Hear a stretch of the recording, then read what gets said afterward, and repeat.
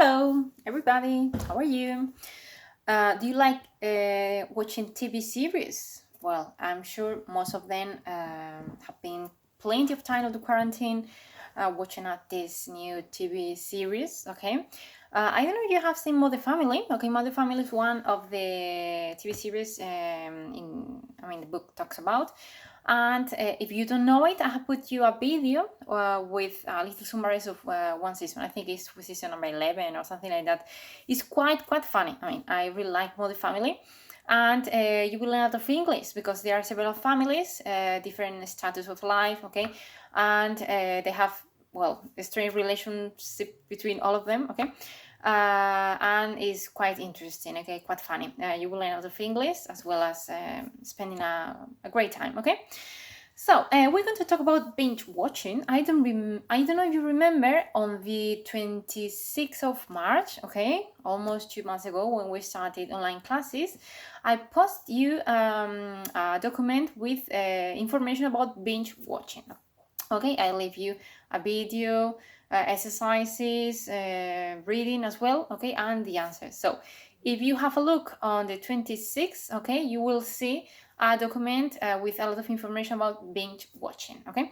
Do you understand what's that? It's when you are so hooked on a series that you can't stop watching it then, and you are spend, hours and hours, one chapter, another chapter, couldn't stop, okay.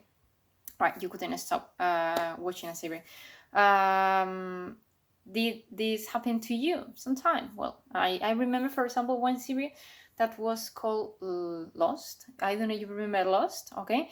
So after a chapter, I couldn't stop, and I have to see another chapter, and maybe I saw like 10 chapters a day. I don't remember, okay? So here in Unit 11, we're going to talk about media, okay? And in Unit 11.1, we're going to talk about streaming, okay? Streaming, the videos you see, stream, okay? So when you spend too much time watching these videos. So you have here a lot of vocabulary about that, okay? You have also an article, okay? I'm going to read it for you, the article, where you could take notes, and you have also these underlined words, okay?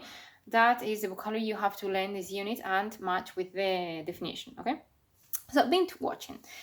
I'm in page 106, okay? Exercise 4. So how the hungry habits in transformed TV. Have you ever watched it at sunny day indoors with curtains closed, watching your favorite drama series for hours on end? Or gone to bed way too late because you had to watch just one more episode? If so, you are not alone. Binge watching several episodes of a show at a time, is on rise. According to a recent survey in which over 15,000 people were asked about their TV viewing habits, 91% of these 15,000 said they frequently binge watched, and 40% said that they had binge watched a show the previous week. When asked why the binge-watched, responders said it was because they feel social pressure to be up to date with the story. Some said watching several episodes back to back makes it easier to follow the sometimes very complex storylines. Dramas were the most binge-watched shows, followed by sitcoms, reality shows, and news programs. Okay. The couch potato was woken up, for example. This is one joke of Mother Family. Obviously, Game of Thrones, that is on the top of the page, okay? I'm sure you know it, okay? So new technologies such as DVR, digital video recorders, and streaming have transformed our viewing habits, enabling us to watch what we want, when and where we want, all of this without the annoying distraction of commercial breaks. Cost is also a factor, with a monthly subscription to Netflix costing just a fraction of a DVD box set. Well, Netflix, HBO, and plenty of them, Movistar. So the survey also indicates an interesting shift in opinion towards binge watching. When respondents were asked whether they thought binge viewing was a negative thing, only 1/3 said it was, whereas when asked the same question a year ago, the majority of people, 2/3, would consider it a bad thing. Okay, so we're changing. This more positive attitude towards TV viewing may be because of the improved quality of the dramas. In the past, TV dramas were seen as culturally inferior to, say, the novel. This is no longer true. Social anthropologist Grant McCrager, who was involved in the research, says they watch TV differently now. In the past, binge viewers were known disappropriately as couch potatoes, who spend hours and hours watching TV very passively. Now, however, since people are actually choosing what they watch with more purpose. He says that young viewers especially watch more critically, frequent commenting on the quality of the acting, the casting, the camera angles. He believes the couch potato has woken up. Okay? Well, this is the part of vocabulary, binge watching. Okay, if you want to comment what your favorite TV series, okay, if you are following any of them. I'm going to write also TV series interesting if you want to learn history, English history, okay? I'm going to talk about the White Princess, the White Queen, the Crown, the Tudors, queens, yeah. The Windsors, well, there's plenty of them. I'm going to tell you some of them, okay? Most of them are available at Netflix, but also in HBO, okay? So, and the grammar point is reported speech, okay? I don't know if you know it, but reported speech is when someone says something you have said previously, okay? For example, the teacher said, now you can start. What? Well, the teacher has said that then you could start, okay? Because when you say something, another person says something you have said previously, or another one, we have to focus on the changes of tenses. I'm going to explain it. For example, if I say, now I'm going to study. Tomorrow, you ask, what did the teacher say?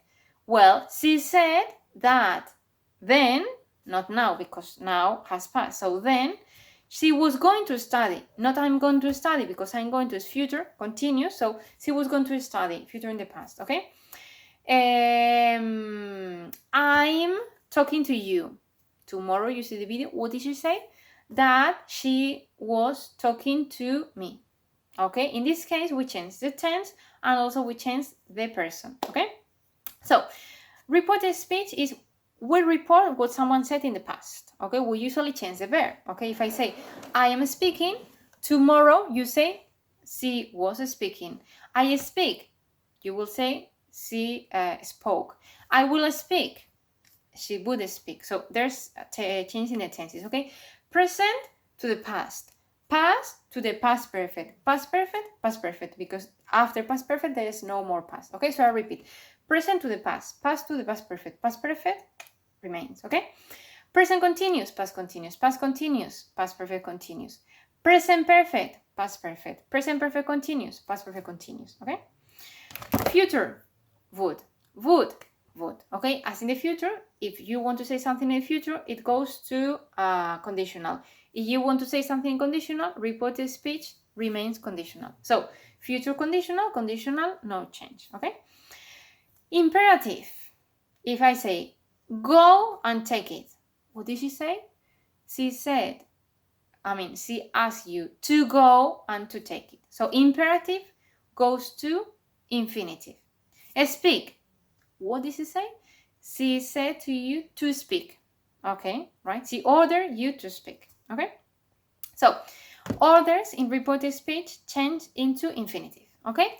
And finally, when we make a question. For example, what time is it? The teacher asked what time it was. Where are you? The teacher asked where I was. So we change, okay? We put the question word, where, what, when, who, how, then subject, and then the verb. Questions. Question, auxiliary, subject, and verb. Here, in reported speech, we don't use auxiliary. I repeat. Where are you now? The teacher asked where you were then. Okay? Who do you work with? He asked who you worked with. Okay? No auxiliary in reported speech when making questions. Yeah? And if I say, do you like English? She asked if you liked English. So, if the answer of the question is yes or no, so you have to say if. Okay? Does she go to the cinema very often? She asked if she went to the cinema very often. Okay? So, I'm going to read page 107. As I said, reported speech is when someone reports someone you have already said. Okay? If what the person says is true. Even the change is optional, okay? Well, she said, for example, my name is Rocío. What does he say? That his name is Rocío. In this case, my name is Rocío in the future and in the past. So I can change to be present for to be in the future. His name was Rocío. No, his name is Rocío. Is still, okay? So if the reporting base in present, we don't change the tense, okay? We often need to change time references. Now, then, last week, the previous week, tomorrow, the next day, okay? And reporting questions, as I told you, there are two. Reporting questions with question word, which with, where, when, why, they remain, and then subject and verb. And question with whose answer is yes, no. You say if and subject and verb, okay? I know it's very difficult to understand this without anything to write, okay? But, well, I have left you this, okay? I have left you a document with all the information, okay? I have left you also an online document where you could practice online exercises. I have left you more exercises you want to practice with the PDF and the answers, okay? So, also, if you go to the grammar reference in page 156, you have even more information about reported speech, okay? Here, reported questions, the same have plain, okay? There's also a lot of videos in YouTube. So if you have any question about reported speech, just tell me, okay? The next day, we're going to talk about reported speech as well, okay? We're going to talk about reporting verbs. So this is just an introduction of reported speech. If you have any question, just let me know, okay? And if you want to share what are your favorite TV series, we're in contact. Bye-bye.